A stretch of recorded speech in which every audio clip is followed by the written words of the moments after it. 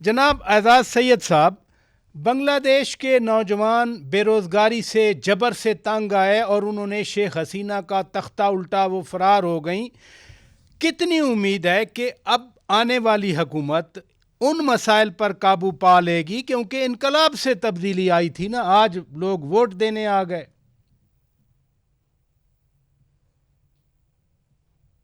پراجا صاحب، جو سب سے بڑا مسئلہ تھا، جو جسے کہتے ہیں نا لاسٹ اسٹرا آن دا کیملز بیک تھا، وہ کوٹا سسٹم تھا سرکاری محکموں میں. تو جو انٹرم گورنمنٹ آئی ڈاکٹر محمد یونس کے سربراہی میں، اس نے اس معاملے کو تھوڑا ایڈریس کیا، لیکن دو باتیں نئی چیزیں دیکھنے میں آئیں. ایک تو یہ کہ ہمارے ہاں ایک فینومنا یہ ہے، یا ہمارے ہاں پاکستان میں بھی یہ تھنکنگ ہے کہ جی نئی جنریشن جو ہے، جنریشن زی، وہ انٹرسٹ نہیں لیتی پالیٹکس کے اندر. وہ اقتدار کے حوالے سے، ملک کے فیوچر کے حوالے سے کنسرن نہیں ہے. یہاں پر بالکل الٹا نظر آیا ہمیں کہ جنریشن زی نہ صرف انہوں نے شیخ حسینہ کو اور ان کی جماعت کو کہیں کا نہیں چھوڑا، بھاگنے پہ مجبور کیا، بلکہ انہوں نے اپنی جماعت بھی بنا لی، نیشنل سٹیزن پارٹی. تو یہ نیشنل سٹیزن پارٹی جو ہے، اس نے اپنے کینڈیڈیٹ کھڑے کیے ہیں. ناہید اسلام اس کے سربراہ ہیں، جو کہ ڈھاکہ سے ہلکا کانسٹیچوئنسی 11 سے الیکشن لڑ رہے ہیں. اور پھر آپ دیکھیں کہ یہ جماعت اسلامی کا الائنس کیا ہے انہوں نے، کیونکہ بی این پی ریلیٹیولی. اچھا، یہ فرمائیے کہ ان کے اپنے مسائل اپنی جگہ پہ، الیکشن کیمپین میں کوئی پاکستان کا ذکر بھی آیا؟ آپ تو کافی دنوں سے ڈھاکہ میں ہیں، بنگلہ دیش میں ہیں. جی، بڑی دلچسپ بات یہ ہے کہ الیکشن کیمپین میں دونوں جو اتحاد ہے، جماعت اسلامی کی سربراہی میں جو اتحاد ہے، جس میں این سی پی بھی شامل ہے، نوجوانوں کی تنظیم، اور بی این پی، دونوں اتحاد شیخ حسینہ پر اور انڈائریکٹلی بھارت پر تنقید کرتے رہے کہ بھارت نے شیخ حسینہ کو پناہ دی ہے. لیکن حیران کن بات یہ ہے کہ پاکستان کہیں موجود نہیں تھا. یعنی کہ ماضی میں تو ہوتا یہ تھا کہ پاکستان کا الزام لگتا تھا کسی جماعت اسلامی کے اوپر، اور ان کو سزائیں بھی ملی. ان کے 5 کے قریب لیڈرز کو ہینگ کیا گیا، سینکڑوں کو جیلوں میں رکھا گیا. پاکستان کا الزام تھا نا ان کے اوپر. تو انہوں نے، جماعت اسلامی نے پاکستان سے ڈسٹنس کیا، لیکن ایک اور طریقہ کار ضرور اپنایا گیا کہ یہ جماعتیں چاہتی ہیں، اور بی این پی نے بھی کہا اور جماعت اسلامی نے بھی کہا کہ ٹھیک ہے، ہم ان سب کے اوپر تنقید کرتے ہیں بھارت کے حوالے سے بھی، لیکن ہم ایک میننگ فل اچھے نیبرز کا ریلیشن بھی چاہتے ہیں، اور وہ پاکستان سے تعلقات چاہتے ہیں. اور یقیناً یہ بڑی اہم بات ہے کہ پاکستان سے تعلقات چاہتے ہیں. سمیرہ خان، آپ کیسے دیکھتی ہیں بنگلہ دیش کی سیاست میں کچھ 40 سال سے 2 بیگمات تھیں، چاہے وہ جیل میں رہیں، خالدہ ضیاء مرحومہ، اور شیخ حسینہ حکومت میں رہیں، لیکن بیگمات کا مقابلہ تھا.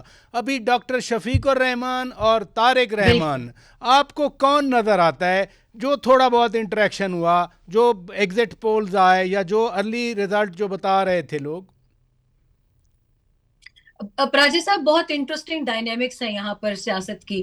اور میں تو کیونکہ پاکستان سے تھی ہوں اور وہیں جانا ہے میں نے، تو میں نے کوشش کی حتی الامکان پاکستان کے معاملات کو بنگلہ دیش کے معاملات کے ساتھ مکس نہ ہونے دیا جائے، کیونکہ بڑی رسپانسبلٹی تھی ہمارے کندھوں پر بھی کہ ہم بڑے عرصے کے بعد قدم رکھ رہے ہیں ڈھاکہ میں، تو ہم سے بھی کوئی ایسی حرکت سرزد نہ ہو جو کہ ہمارے ہائی کمیشن کے لیے بھی شرمندگی کا باعث بنے، یا لوگوں کے سامنے بھی شرمندگی کا باعث بنے کہ ہماری کوئی غیر جانبداریت پر سوال اٹھے. تو اس وجہ سے میں نے بڑے کیئرفل ہو کے ایک تو انٹرویوز کیے لوگوں کا جوش و جذبہ پاکستان کی طرف والہانہ تھا. میں آپ کو یقین کریں، میں بہت سچائی سے بتا رہی ہوں، without any exaggeration. People were just ready to die for you as a Pakistani, اتنی محبت تھی.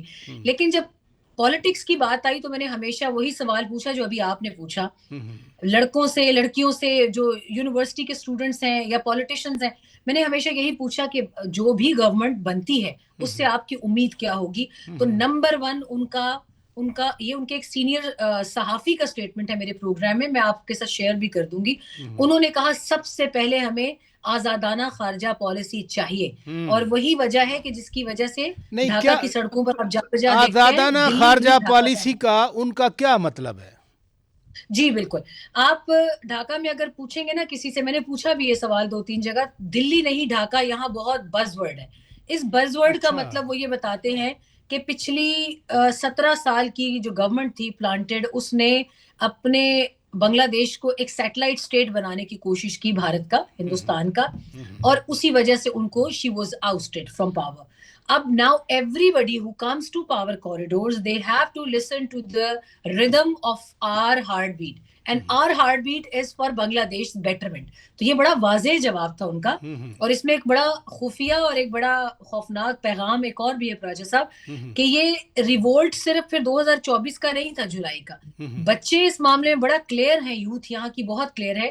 آئی نو کہ ناہید اسلام کی سیٹس کم ہے, امیدوار کم ہے, مگر ناہید کی اسٹریٹ پاور بہت زیادہ ہے. اچھا. اور اگر خدا نخواستہ کل کو دوسری حکومت وعدوں کے باوجود اپنے آپ کو بیرونی تسلط سے آزاد نہیں کرتی, خواہ ہندوستان کا ہو یا کسی کا بھی ہو, تو یہ چیزیں یہ آنے والے ٹائم میں یہ مزید ٹربل کریٹ کریں گی, فرسٹریشن کریٹ کریں گی. سیکنڈ ان کا مطالبہ تھا کہ we want corruption free Bangladesh. We are not asking you to give us seats and portfolios and you know bureaucracy top slots. ہمیں کرپشن فری بنگلہ دیش چاہیے, 100% نہیں تو 75%, 50% ہم گزارا کر لیں گے. تو یقیناً یہ بڑا اہم پیغام ہے. ادھر رکیے, نور العالم شاہین صاحب, نوجوان انقلاب لے کے آئے, آج الیکشن آ گیا, لیکن جن مسائل کی وجہ سے انقلاب آیا, مثلاً کرپشن کی بات سمیرہ خان کر رہی ہیں, جبر کی بات آپ نے بھی کی, گڈ گورننس بھی چاہتے ہیں, جنریشن زی کی بات کر رہا ہوں.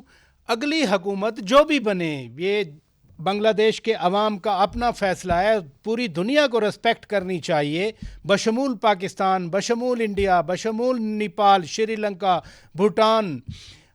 امیدیں پوری ہو سکیں گی اس جنریشن زی کی نئی حکومت کی طرف سے؟ نہیں, وہ تو دور کی بات ہے.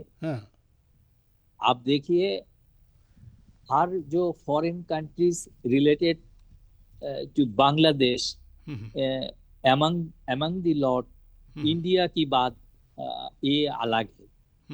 انڈیا اور بھارت وہ جو ہے نا, وہ trying to suppress Bangladesh and the Bangladeshi people, undermine in all respect, in every steps. They want to guide our country. They want to guide our government. They want just we do what they want. But the common people, the voters, the citizen of Bangladesh, they don't want it, except some Hindus, especially. So here an anti-Indian sentiment is very strong here. The NCP, نہیں, یہ بتائیے, یہ جو sentiment آپ بتا رہے ہیں لوگوں کے اندر, اگلی حکومت, آنے والی حکومت اس سینٹیمنٹ کا احترام کرے گی, ریسپیکٹ دے گی؟ 90%. I hope, as I belong to that party, and being a journalist since 1989, I have observed a lot, and I have covered some programs related to Indian territory in this locality. So the ruling government or the BNP or the Jamaat, those who will be in power, they will not be negotiated with Indian sentiment.